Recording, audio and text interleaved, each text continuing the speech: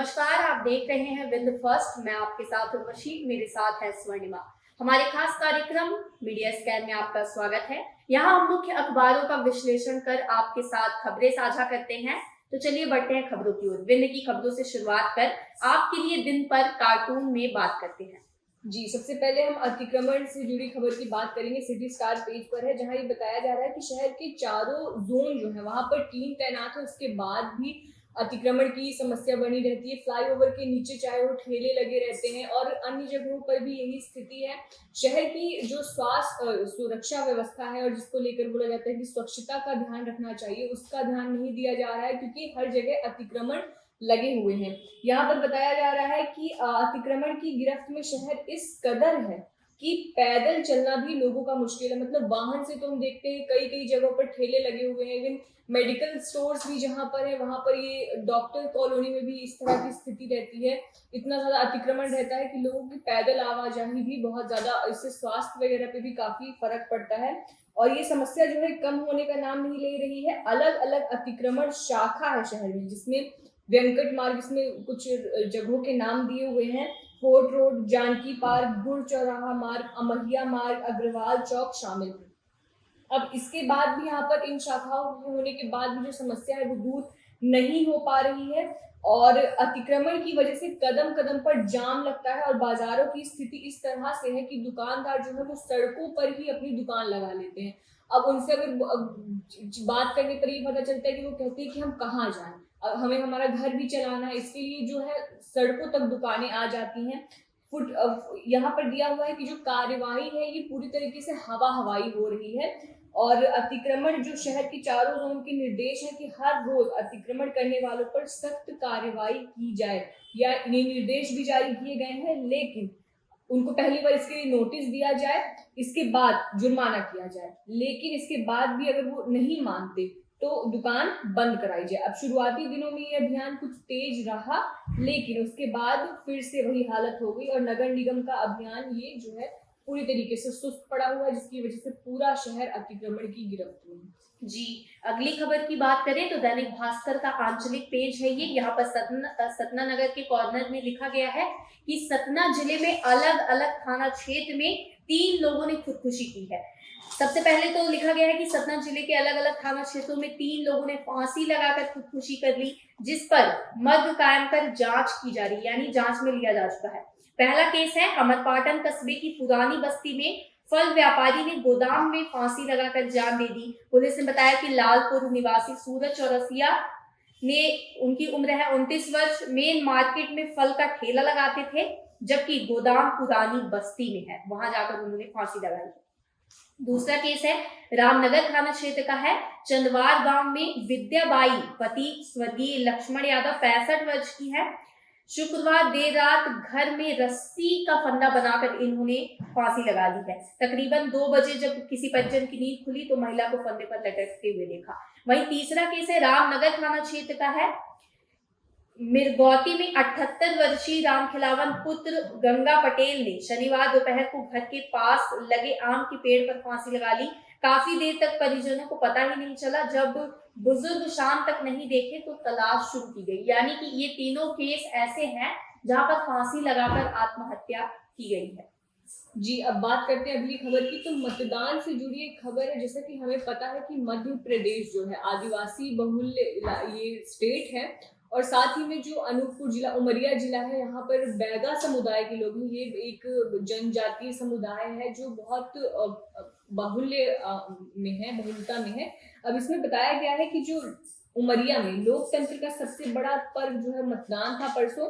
उसमें बताया गया कि जिले के 90 मानपुर विधानसभा क्षेत्र की जंगलों के बीच रहने वाला ये बैगा समुदाय जो है, ये इसने इतिहास रच दिया है मतदान करने में। इस जिले के इतिहास में 100% मतदान करने वाला ये पहला गांव बन गया है और इसका रिकॉर्ड बनाने, इतिहास रचने की नींव कलेक्टर और जो जिला निर्वाचन अधिकारी यहाँ के हैं बुद्धेश कुमार वैद्य, इनकी प्रेरणा से सीईओ जिला पंचायत एवं स्वीप की नोडल अधिकारी ईला तिवारी के मार्गदर्शन और उनके नेतृत्व में काम करने वाली टीम बीएलओ विनोद मिश्रा, इन लोगों ने जन अभियान चलाया, जिसके बाद इस तरह की सुखद खबर देखने के लिए मिल रही है।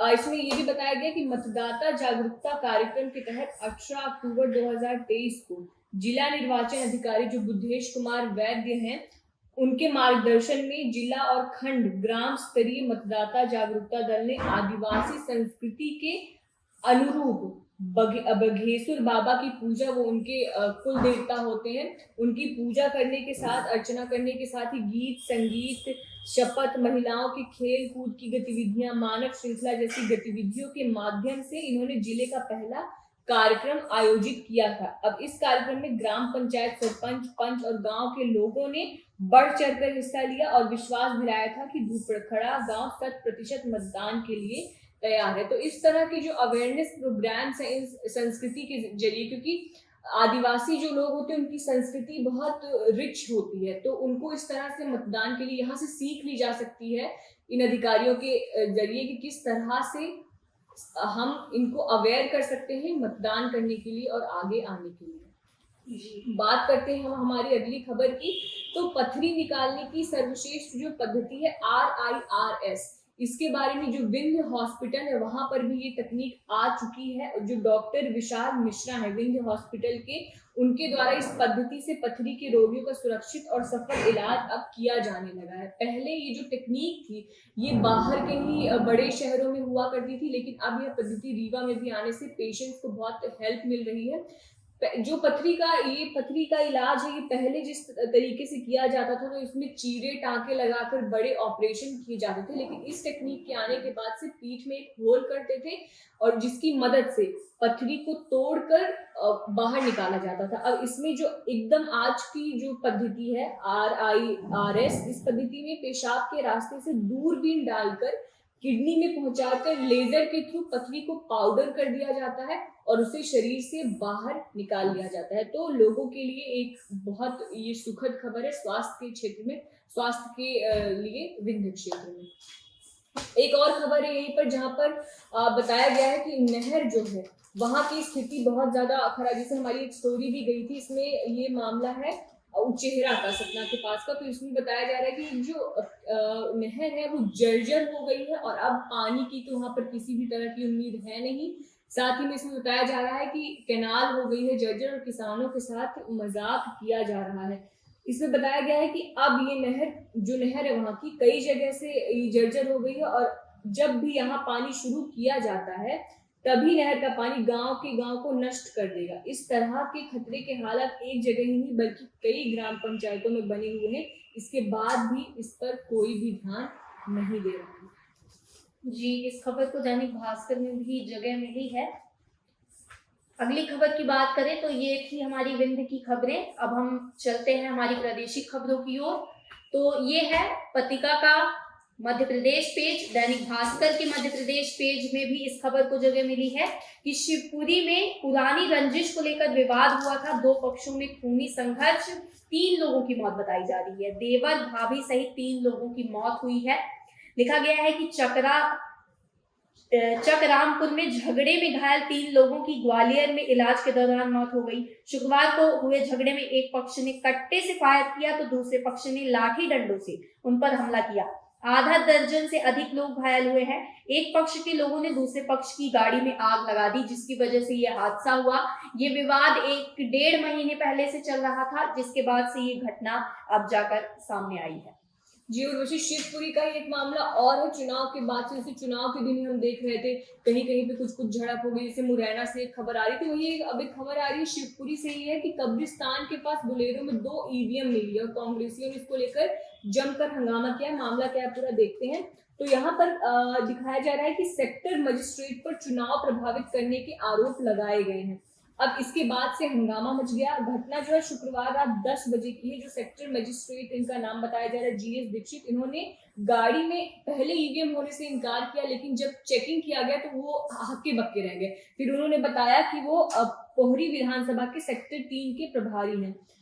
यहाँ पर बताया जा रहा है कि सबसे पहले सुनसान इलाके में ये बुलेरो दिखी थी, कब्रिस्तान के पास ये दिखी थी, जिसको लेकर जो क्षेत्रीय लोग थे उन्होंने कांग्रेस की कार्यकर्ताओं को जानकारी दे दी। बाद में बुलेरो जो है वो गुरुद्वारा चौराहा क्षेत्र के पास एक होटल के सामने खड़ी रही। इस दौरान कई कांग्रेस कार्यकर्ता पहुंच गए और फिर इस तरह का हंगामा मचा। बताया जा रहा है कि दोनों ईवीएम्स खाली हैं। जब पता किया गया तो दोनों ईवीएम खाली मिली और जिला निर्वाचन अधिकारी और कलेक्टर रविंद्र कुमार चौधरी ने बताया कि वाहन में रखी जो ईवीएम है जिनका इस्तेमाल नहीं किया गया था, देर रात मशीनों की जांच कांग्रेस प्रत्याशियों के समर्थकों के सामने कराई गई और दोनों मशीनें खाली पाई गई, जिसके बाद दोनों ईवीएम को स्ट्रॉन्ग रूम में जमा करवा दिया गया।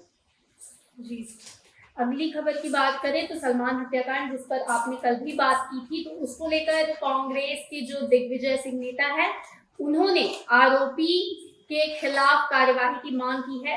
हेडलाइन दी गई है दैनिक भास्कर के मध्य प्रदेश पेज पे। हालांकि सभी अखबारों में इस खबर को प्रमुखता से छापा गया है।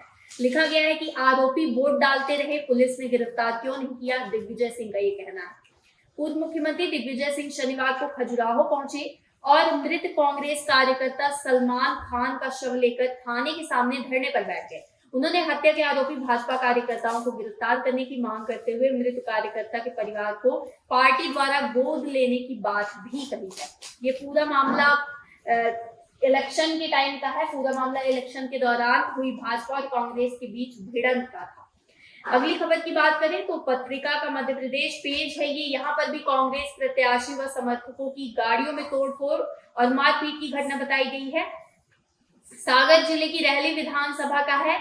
उपद्रव के बीच 2 घंटे समर्थक के घर में छिपी रही ज्योति पटेल। लिखा है कि जो पूरा मामला है वो सागर का है कि रहली विधानसभा से कांग्रेस प्रत्याशी ज्योति पटेल और उनके समर्थकों की गाड़ियों में तोड़फोड़ और मारपीट की गई है। घटना शनिवार शाम 5 बजे की बताई गई है। भीड़ को उग्र देख ज्योति 2 घंटे तक गढ़कोटा में रहने वाले अपने समर्थक के घर के अंदर छिपी रही है। पुलिस ने ज्योति पटेल की शिकायत पर मामला दर्ज कर उपद्रव करने वाले आरोपियों की तलाश शुरू कर दी है। ये पूरी तस्वीर देख सकते हैं किस तरह से गाड़ी के आसपास 8 से 9 लोगों को देखा जा सकता है। वहीं सेक्टर लिखा है कि सीसीटीवी से आरोपियों की पहचान कर रहे हैं पुलिस अधीक्षक। जी, तो ये रही हमारी स्टेट की खबरें। अब हम बढ़ते हैं हमारी नेशनल खबरों की ओर। जी, राष्ट्रीय खबरों की ओर हम रुख करेंगे। तो जैसे कल बात किया था, मैंने बात की थी डीप फेक वीडियोस के बारे में। बहुत सारे एक्टर्स हैं जिनके डीप फेक वीडियोस बनाए गए हैं। प्राइवेसी का हनन हो रहा है। जिस तरह से एक डिग्निटी होती है, विमेन डिग्निटी, उसको काफी ज्यादा डिमीन किया गया है। प्रधानमंत्री नरेंद्र मोदी तक का वीडियो बनाया गया जिसको लेकर उन्होंने कल बयान दिया था। अब इस पर एक नई अपडेट आ रही है जिसमें जो सूचना प्रौद्योगिकी मंत्री अश्विनी वैष्णव, उनका कहना है कि अगर जो ये प्लेटफॉर्म्स हैं, ऑनलाइन प्लेटफॉर्म है, अगर डीप फेक वीडियोस नहीं हटाते, पर्याप्त कदम ये नहीं उठाते हैं हटाने के लिए, तो उन्हें जो कानून के तहत सुरक्षा मिली है उसको वापस ले लिया जाएगा। तो अब समझ में आ रहा है कि केंद्र सरकार इसको लेकर सख्ती का रुख अपना रही है। हमने कल भी बात करी थी कि डीप फेक वीडियोस क्या होते हैं, इसको लेकर क्या कानूनी प्रावधान है। अन्य जो देश है जैसे यूरोपीय यूनियन और अमेरिका इसको लेकर किस तरह के कानून बना रहा है। यकीनन भारत को भी इस पर बहुत जल्दी कदम उठाने की, कोई ठोस कदम उठाने की जरूरत है। इसमें बताया गया है कि ये बताते हैं आपको कि अश्विनी वैष्णव ने वार्निंग क्या दी। उन्होंने कहा कि चीजों को यूं ही नहीं छोड़ा जाएगा। उन्होंने साफ कहा कि अगर सोशल मीडिया मंच डीप फेक वीडियोस को हटाने के लिए कोई भी ठोस कदम नहीं उठाते हैं तो उन्हें जो भी कानूनी संरक्षण मिल रहा है उसे हटा दिया जाएगा और डीप फेक मुद्दे पर जल्द ही सोशल मीडिया मंचों पर सरकार चर्चा भी करेगी। उन्होंने कहा कि सरकार ने हाल ही में डीप फेक मुद्दे पर कंपनियों को नोटिस जारी किया था और प्लेटफॉर्म्स ने जवाब भी दिया। उन्होंने कहा लेकिन कंपनियों को ऐसी सामग्री पर कार्रवाई करने के लिए और अधिक, मतलब इतनी सुस्ती नहीं चलेगी, और अधिक आक्रामक होने की जरूरत है। जी, अगली खबर की बात करें तो ये एक कुछ आंकड़े निकाले गए हैं। पत्रिका का फ्रंट पेज है ये, ब्लू कॉलर जॉब के नाम से है। यहाँ पर लिखा गया है कि खाड़ी देश जाने वालों में केरल नहीं, यूपी बिहार के लोग सबसे ज्यादा जो है भारत से माइग्रेट करके निकलते हैं। लिखा है कि एक दशक में भारत से खाड़ी देशों में ब्लू कॉलर जॉब के लिए जाने वालों के पैटर्न में बड़ा बदलाव आया है। अब इन देशों में उत्तर प्रदेश और बिहार के लोग अधिक संख्या में जा रहे हैं। कुछ आंकड़े दिए गए हैं। ओमान 1.6%, कुवैत 2.6%, कतर 1.5%, संयुक्त अरब अमीरात 18% है, सऊदी अरब 5.1% है, ये जो 50% की वृद्धि है प्रवासी भारतीय श्रमिकों की संख्या में 2023, यानी कि उत्तर प्रदेश, बिहार, केरल, पश्चिम बंगाल और उसके बाद तमिलनाडु, सर्वाधिक श्रमिक यहाँ से निकलकर भारत से माइग्रेट करते हैं। यानी माइग्रेट करने वाले 50% जो भारत से माइग्रेट करते हैं वो श्रमिक है। सबसे पहले नंबर पर उत्तर प्रदेश है, फिर बिहार है, फिर केरल है, उसके बाद पश्चिम बंगाल है, फिर तमिलनाडु है। वहीं 90% की गिरावट आई केरल से जाने वाले लोगों में। केरल से जो श्रमिक भारत छोड़कर बाहर जाते हैं, अब उनमें 90% की कमी देखी गई है। यानी 100% लोग अगर बाहर जाते हैं तो उसमें 90% लोग अब केरल में रुक रहे हैं, जिसके कारण अब उत्तर प्रदेश जो है वो पहले नंबर पर आ चुका है। तो ये रही हमारी नेशनल खबरें। नेशनल खबरों के बाद हम बात कर लेते हैं बिजनेस की खबर की। हालांकि ये बिजनेस की खबर कम और देश के लिए ज्यादा इंपॉर्टेंट खबर है। दैनिक भास्कर का फ्रंट पेज है ये, बिजनेस स्टैंडर्ड। यहाँ पर लिखा है कि भारतीय उद्योग रोबोट के कारण होने वाले हादसों के बजाय उनकी धीमी तैनाती से चिंतित है। 2022 में सिर्फ 5,353 ही स्थापित हुए। लिखा गया है कि रोबोट को आमतौर पर इंसानों को खत्म करने के लिए प्रतिबद्ध हथियार की तरह देखा जाता है। यहाँ तक कि हमारी फिल्मों में भी इन्हें विलेन के रूप में दिखाया जाता है। लेकिन असल जीवन में रोबोट सिर्फ इंसानों के फायदे के लिए उत्पादन को अधिकतम या अनुकूलित करने के लिए तैनात किए गए उपकरण हैं। हालांकि कभी कभी रोबोट के साथ काम करने में इंसान दुर्घटना का शिकार हो जाता है। लिखा गया है कि जो robotics international federation of robotics के अनुसार 2022 में भारत देश में 5,353 रोबोट इंस्टॉल किए गए थे। इसकी तुलना चीन से करें तो वह 2,90,258 रोबोट स्थापित किए गए हैं। यानी भारत का देखा जाए तो 5,353 है और चीन का 2,90,000। तो देखा जाए तो ये कुछ पॉइंट में सिर्फ अपने देश में रोबोट की स्थापना की गई है। जी, अगली खबर की बात करें तो वर्ल्ड कप का आज जो मुकाबला है, बिल्कुल इंडिया और ऑस्ट्रेलिया के बीच में वर्ल्ड कप आज फाइनल मैच है। देखना होगा 20 सालों बाद इस मैच है इन दोनों टीम्स के बीच में। और साथ ही में अगर भारत ये मैच जीतता है तो ये तीसरा वर्ल्ड कप होगा जो भारत जीत रहा है। इससे पहले 3 वर्ल्ड कप्स भारत खेल चुका है, जिसमें से 2 जीता है, 1 हारा है। साथ ही में अभी तक भारत जो है वो लीडर बोर्ड जितना भी वर्ल्ड कप की सीरीज हुई है उसमें फर्स्ट नंबर पे था। देखना होगा कि फाइनल मैच में क्या होता है। यकीनन आज का ये जो मैच होने वाला है, ये अगर जीतता है भारत तो पूरी एक उत्सव का माहौल पूरे देश में। जी बिल्कुल, एक इतिहास कहा जाए कि मतलब 11 की 11 मैच भारत जीत चुका है।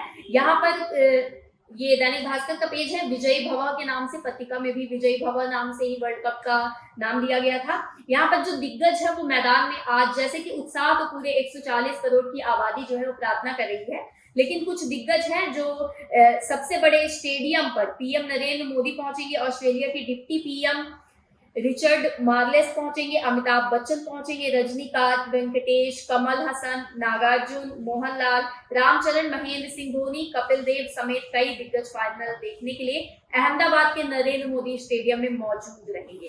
तो ये दुनिया का कहा जाए तो सबसे बड़ा क्रिकेट स्टेडियम सबसे बड़े मुकाबले के लिए तैयार हो चुका है।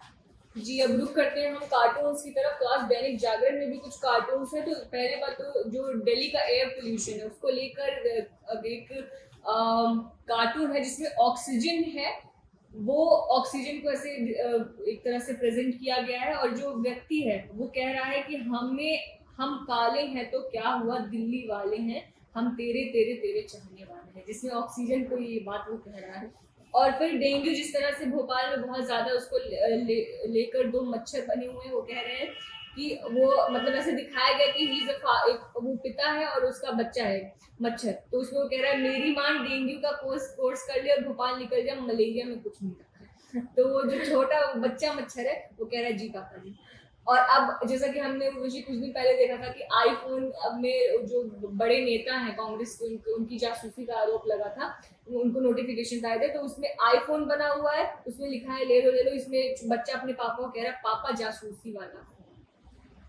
जी, तो ये था आज का हमारा कार्यक्रम। अगर आपको हमारा कार्यक्रम पसंद आता है तो हमारे वीडियोस को लाइक करें, शेयर करें, हमारे चैनल को सब्सक्राइब करें। आप हमारी वेबसाइट भी विजिट कर सकते हैं और हमारी स्टोरीज देखने के लिए चैनल पर अपडेटेड रहें, बेल आइकन दबाएं, उससे आपको सारे नोटिफिकेशंस टाइम पर मिलते रहेंगे। आपके किसी भी तरह के इश्यूज हैं जो आपको लगता है कि हमारे चैनल के थ्रू हम आपके मुद्दे जो हैं वो लोगों तक ले आ सकते हैं, उसे दिखा सकते हैं, ज़रूर उसे हमें मैसेज करें। हमारे जो सोशल मीडिया प्लेटफॉर्म्स है उस पर भी जाकर आप हमें कांटेक्ट कर सकते हैं, और इसी तरह से बने रहिए हमारे साथ। बहुत बहुत